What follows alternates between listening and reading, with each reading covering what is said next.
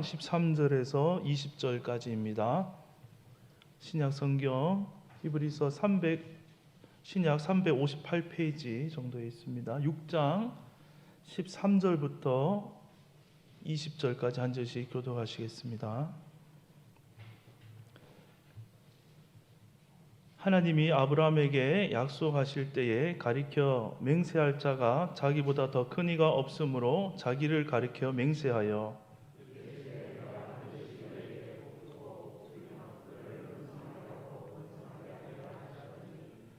그가 이같이 오래 참아 약속을 받았느니라.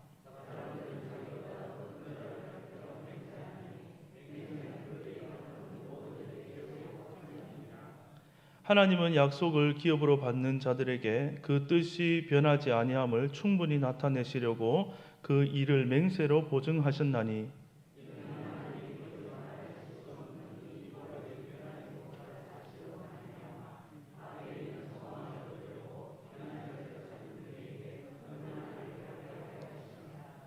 우리가 이 소망을 가지고 있는 것은 영혼의 닷 같아서 튼튼하고 견고하여 휘장 안에 들어가나니 그리로 앞서가신 예수께서 멜기세덱의 반차를 따라 영원히 대제사장이 되어 우리를 위하여 들어가셨느니라. 아멘. 오늘 옆 사람과 한번 이렇게 인사하겠습니다. 우리 은혜 받는 오후 시간 되십시다. 이렇게 인사하겠습니다.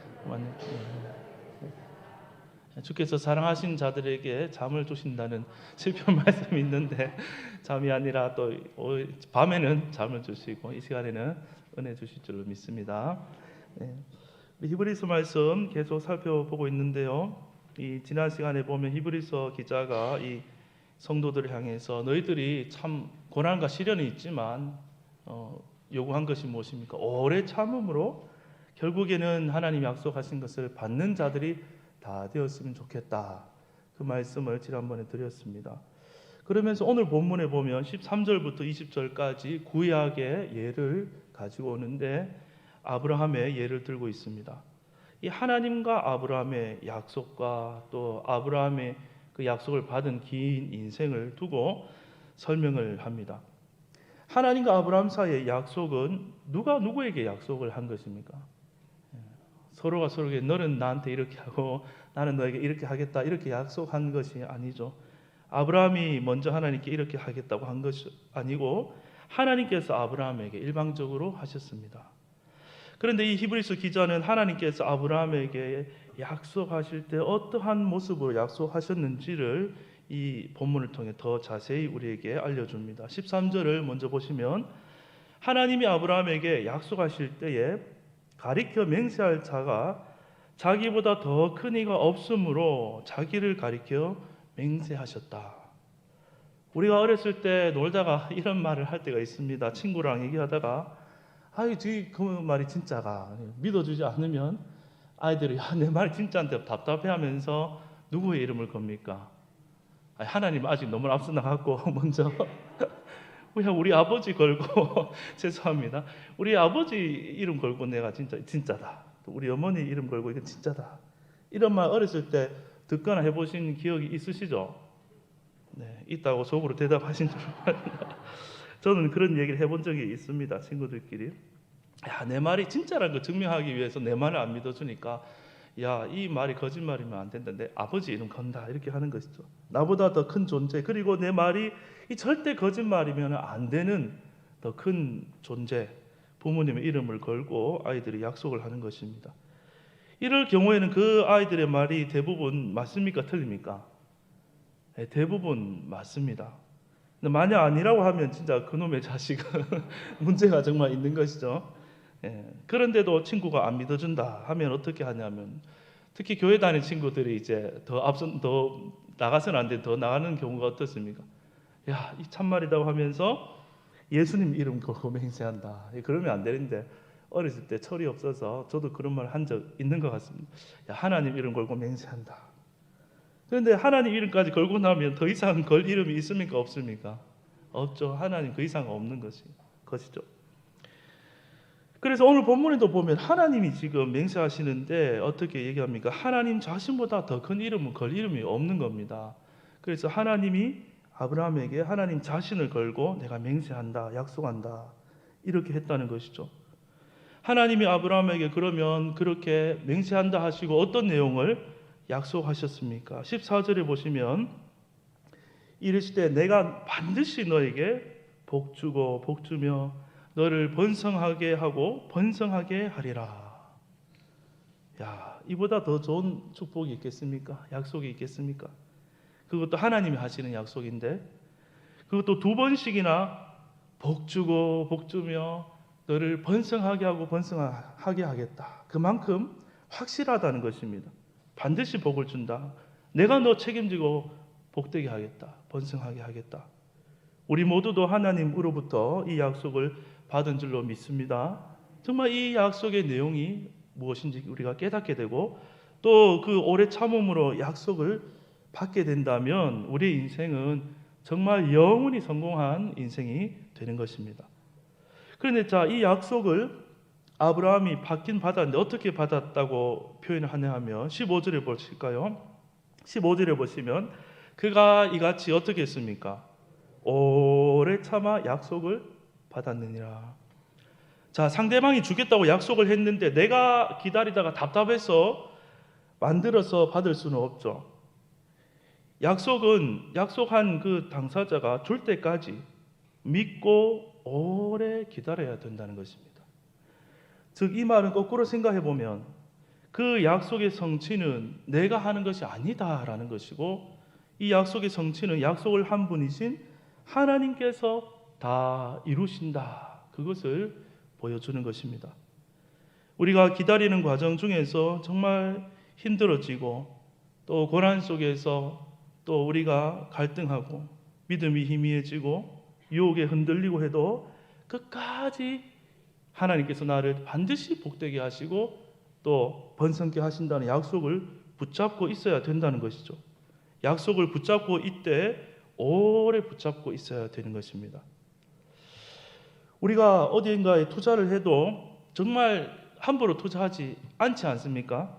정말 신중하고 꼼꼼하게 따져보고 결정을 하는 것입니다. 정말 이 기업이 내가 투자할 기업이 정말 성공할 것인가? 이 사업이 정말 성공할 것인가? 또 중도에 하차하지 않고 끝까지 가서 성공할 것인가? 정말 다 따져봤는데 틀림이 없다. 여기는 확실하다. 시간 문제다. 하면 그때는 어떻게 투자하겠습니까? 과감하게 투자하는 것입니다. 확실하면 확실할수록 더 많은 것을, 더 많은 돈을 투자하게 되겠죠. 자, 그런데 그날부터 그 사람의 눈과 귀와 마음은 어디를 향합니까? 어디에 쏠려 있겠습니까? 자신이 투자한 데 마음이 이제 있는 것입니다. 근데 사실 무엇이 가장 힘들까요? 그 성공을 기다리는 것이 굉장히 힘든 것이죠. 시간이 지나면 주변에서 유혹합니다. 그러지 말고 지금이라도 늦지 않았으니까 그 투자금을 빼라 이렇게 사람들이 얘기합니다. 제가 설교 시간에 갑자기 돈 투자 얘기를 하니까 아유 그래도 저 김 목사도 어디 투자하는 데가 있는가 보다 이렇게 생각하시고 설교 마치고 찾아오지 마시기 바랍니다. 전혀 그런 것이 아니고 저는 하나님께만 투자를 했습니다. 왜? 믿음이 좋아서가 아니라 별로 없어가지고 하나님께 다 투자했습니다. 그런데 이렇게 투자를 한 사람 중에 보면 흔들려요 사람들이. 그런데 꿋꿋이 가는 사람들이 있어요. 이 사람들의 특징이 뭘까요? 어떻게 하면 흔들리지 않을 수가 있을까요? 이 사람도 흔들려요 사실. 흔들릴 때마다 어떻게 할까요? 사람들이 얘기 듣고 마음이 막 흔들리는데 어떻게 해요? 집에 돌아가서 자기 방에 들어가서 자 이것이 틀림없이 성공할 수밖에 없는 자기가 분석한 자료, 이유들을 다시 꼼꼼히 어떻게 하겠어요? 들여다보겠죠. 다시 쫙 정동을 해보고 확인해보고 확실하고 이것을 점검해보고 읽었는데 더 확신이 생겨. 더 확실해. 그러면은 흔들리지 않고 꿋꿋이 오래 참고 기다리며 가는 것입니다. 사실 우리도 우리 인생을 하나님의 말씀을 듣고 그 약속의 말씀을 우리가 지금 믿고 그 약속에 우리의 목숨을 걸고 살아가는 것이라고 표현할 수 있습니다. 우리 또한 흔들릴 때마다 다시 무엇을 봐야 됩니까? 약속의 말씀, 변치 않는 틀릴 수 없는 약속의 말씀을 바라보고 들여다보고 그 말씀을 붙들어야 된다는 것입니다. 16절 말씀해 보시면 사람들은 자기보다 더 큰 자를 가리켜 맹세하나니 맹세는 그들이 다투는 모든 일의 최후 확정이니라 이렇게 말씀하고 있습니다. 사람들이 막 다투다가도 최후에는 맹세하면 종결된다는 것입니다. 여러분, 왜 맹세가 다투는 일의 최후 확정이 되겠습니까? 왜냐하면 맹세는 자신의 목숨을 걸고 하는 것이기 때문에 그렇습니다. 보증의 값으로 이것이 틀리면 내 목숨을 보증으로 내놓겠다. 그것이 맹세입니다. 그 생명을 담보로 했기 때문에 다툼이 거기서 딱 종결된다는 것이죠. 하나님은 자신의 백성들에게 믿음을 요구하시는데 아무 근거 없이 믿으라고 이렇게 우리를 믿음의 삶으로 초청하지 않습니다. 17절 말씀을 같이 한번 읽어보겠습니다. 17절 같이 한번 읽겠습니다. 시작. 하나님은 약속을 기업으로 받는 자들에게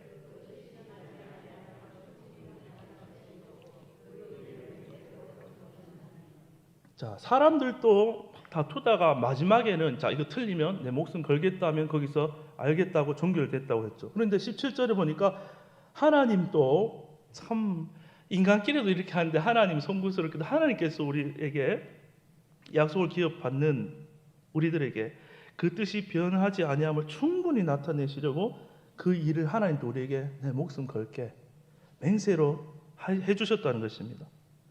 하나님 우리에게 믿을 수 있도록 충분히 나타내시는 그런 하나님이 되십니다. 먼저 말씀으로 약속해 주셨고 또 이후에 목숨을 걸고 약속하시고 말씀대로 이루시는 것이죠. 우리가 이 세상에서 참 나그네같이 이 믿음의 삶을 걸어가다 보면 반드시 어려움이 찾아오게 됩니다. 반드시 많은 갈등과 고난을 겪게 됩니다. 그래서 사도 바울은 이렇게 표현했죠. 우리가 세상 가운데 믿음의 삶을 살다가 만물의 찌꺼기같이 여겨지거나 세상에 버림받은 것 같이 되거나 또 모든 살 소망이 끊어진 것 같은 일들을 경험할 수도 있게 된다고 했습니다. 우리는 이러한 어려움이 있을 때에 어떤 소망을 가져야 합니까? 18절을 보겠습니다.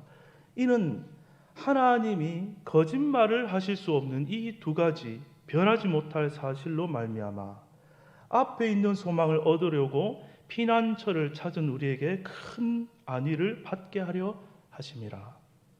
하나님은 나그네 같은 우리를 위로해 주시는데 고난 중에 흔들린 우리를 위로해 주시는데 어떻게 위로하십니까? 변치 못할 사실, 하나님의 확실한 약속을 계속 중간중간에 확인시켜 주시는 것이죠. 아브라함에게도 그렇게 했지 않습니까? 흔들릴 때마다 아브라함아 밖으로 잠깐 나와보라. 하늘의 별 보이지? 네. 수많은 별을 보여주면서 네 자손이 나중에 저렇게 번성할 거다. 네. 또 바다의 모래알을 보며 또 이렇게 약속해 주시고 또 흔들릴 때마다 찾아와서 계속 변치 않는 그 약속을 보여주시는 것이죠. 여기서 하나님이 거짓말을 하실 수 없는 이 변하지 못할 두 가지 사실을 그랬는데 이것이 뭡니까? 이것은 앞에서 말한 하나님의 이름을 걸고 약속하신 것과 하나님이 그것을 맹세하신 것, 최후 확정을 해주신 것을 두고 이 두 가지라고 표현했습니다. 믿음의 백성들은 하나님께서 이렇게 말씀하실 때마다 네 하고 그 약속의 말씀 붙잡게 됩니다. 그것을 의지하게 될 때 어떠한 변화가 일어나는가 보면 19절에 보시면 우리가 이 소망을 가지고 있는 것은 우리 영혼의 닷 같아서 튼튼하고 견고하여 휘장 안에 들어가나니 라고 말합니다. 바다 위에 보면 큰 배가 떠 있습니다. 그런데 그 배에 닻이 없으면 어떻게 되겠습니까? 바람이 많이 불 때 배가 이리 돌고 저리 돌고 또 태풍에 밀려갑니다. 그런데 닻을 그 바다 한가운데 딱 내려놓고 있으면 튼튼하고 견고하여서 안전하다는 것입니다. 태풍이 아무리 휘몰아쳐도 배가 더 이상 떠밀려 내려가지 않습니다. 시간이 곧 지나고 태풍이 다 그치고 나면 안전하게 그 자리에 떠 있는 것이죠. 히브리서 기자는 이러한 영혼의 닻이라는 아주 독특한 단어를 썼는데 이 말을 풀이해 본다면 어떠한 경우에라도 우리의 영혼이 흔들리지 않게 해줄 확실한 소망, 그것을 이렇게 영혼의 닻이라는 독특한 표현으로 우리에게 얘기합니다. 앞선 히브리서 5장 9절에서는 영원한 구원의 근원이라는 독특한 표현을 또 썼습니다. 자, 여기서는 영혼의 닻, 즉 누구를 말하는 것입니까? 예수 그리스도를 말하는 것입니다. 그 영혼의 닻을 붙잡고 있으면 어떻게 된다고 했습니까? 그 닻이 어떻습니까? 튼튼하고 견고하여 어디에 들어간다고요? 휘장 안에 들어간다. 즉 우리가 지성소로 함께 들어간다, 그 뜻입니다. 앞에서 우리는 계속해서 하나님의 약속, 또 끝까지 붙잡을 소망에 대해서 지금 얘기해 왔는데, 그 실제의 내용이 무엇입니까? 그것은 우리가 하나님을 만나게 된다는 내용입니다. 하나님과 언제나 함께 하게 된다는 것입니다. 우리가 지성소로 들어간다는 내용입니다. 이 땅에 우리가 살아갈 때 사람이 젊을 때는 성공을 자신의 소망으로 삼습니다. 또 나이가 들면 돈과 명예와 안정을 자신의 소망으로 삼습니다. 또 더 나이가 들면 건강을 우리가 소망으로 붙잡고 이 땅을 살아가게 됩니다. 그러나 이 모든 것은 세상에 속한 것이지 죽음 앞에서 영원한 소망이 결코 될 수 없는 것이죠. 자, 죽음이 없는 그 하나님의 생명, 하나님을 만나는 것이, 하나님을 정말 참으로 우리가 만나는 것이 우리의 가장 큰 소망이 되는 것입니다. 우리를 지으셨고 지금의 우리 인생의 걸음을 다 살피시고 우리를 너무나 잘 아시고 또 우리를 너무나 사랑하고 계시는 그 하나님을 만나서 그 하나님의 은혜를 누리고 사는 것, 그것이 인생의 가장 크고 영원한 소망이 되는 줄로 믿습니다. 그러므로 앞에서 하나님께서 아브라함과 우리에게 내가 반드시 너에게 복주고 복주며 너를 번성하고 번성하게 하겠다고 하신 약속은 세상의 성공을 말하는 것이 아니라 아들 예수 그리스도의 생명으로 내가 이 약속을 반드시 지켜서 우리 모두를 하나님이 계신 지성소로 다 데리고 들어가겠다라는 의미가 되는 것입니다. 구약의 백성들은 지성소로 떠올리면 먼저 두려움이 찾아왔을 것입니다. 왜냐하면 그곳은 거룩한 곳으로 일반 사람이 들어가면 죽기 때문이고, 또 유일하게 들어갈 수 있는 대제사장도 그 안에서 하나님의 법대로 하지 않으면 죽어서 나오는 것이기 때문에 그렇습니다. 그런데 지성소로 우리를 다 데리고 들어가겠다는 이 하나님의 약속은 누가 이루는 것입니까? 약속하신 하나님이 이루시는 것이죠. 지성소에 들어가는 일, 즉 죄인인 우리가 하나님을 만나도 죽지 않고 아무렇지 않고, 죄인인 우리가 하나님을 자유롭게 만나고 영원히 교통하며 함께 누리는 일, 이 일을 약속하신 하나님이 다 이루신다는 것입니다. 그러므로 우리가 하나님 앞에 나아갈 때 누구를 붙잡아야 하는 것입니까? 우리의 영혼의 닻이 되신 예수님을 반드시 꽉 붙들어야 되는 것입니다. 그 약속을 받고 누리는 것은 오직 예수 믿음으로 하나님 만나는 그 일이 이루어진다는 것입니다. 사실은 십자가를 통해 그 약속이 이미 다 이루어져 있습니다. 로마서 말씀에 보면 예수님을 십자가에 내어주셔서 우리를 향한 하나님의 사랑이 얼마나 확실한 것인지를 확증해 주셨다고 말씀을 이미 하고 있습니다. 또한 우리가 이 땅을 사는 동안에는 어떻게 하십니까? 그 아들 예수, 영혼에 닫힌 예수를 믿는 자들에게 하나님이 믿을 수 있도록 우리 안에 약속의 보증으로 누구를 주신다고요? 성령을 우리 안에 주신다는 것입니다. 그러므로 성도는 이 땅의 나그네의 삶 가운데서 흔들리고 어려움이 있을 때마다 이 약속의 말씀을 믿어 이미 주어진 하나님의 생명, 성령을 누리며 살아야 되는 자들인 것입니다. 하나님의 생명이신 성령을 통해서 이 땅에서부터 하나님과 함께하는 그 사랑을, 그 은혜를, 그 평안을 우리 속에서 누리고 또 하나님 주신 우리 교회 안에서 우리가 맛볼 때마다 우리의 소망은 더 커지는 것입니다. 왜 이 소망이 더 커집니까? 이 땅에서 장차 누릴 것에 대한 보증으로 맛보기로 보여주신 이 성령의 은혜도 이렇게 우리가 달콤하고 기쁘고 좋고 큰데, 장차 온전히 누릴 그 날에는 이 충만함이 얼마나 더 풍성할 것인가, 그것을 기대할 때 우리의 소망이 더 커지게 된다는 것입니다. 이제 말씀을 정리하겠습니다. 여러분, 이 땅을 살아가면서 무슨 소망을 품고 살아가고 있습니까? 여러분, 하나님께서 주시는 변치 않는 그 약속에 소망을 두고 그 약속을 반드시 붙잡고 살아가게 되기를 주님의 이름으로 축복합니다. 그것은 장차 이후에 받을 것을 말씀하는 것이지만 또한 동시에 이미 우리는 예수 안에서 그 복을 다 받았습니다. 그 복이 무엇입니까? 죄인인 우리가 하나님 앞에서 아무런 거리낌 없이 함께하는 것입니다. 누리는 것입니다.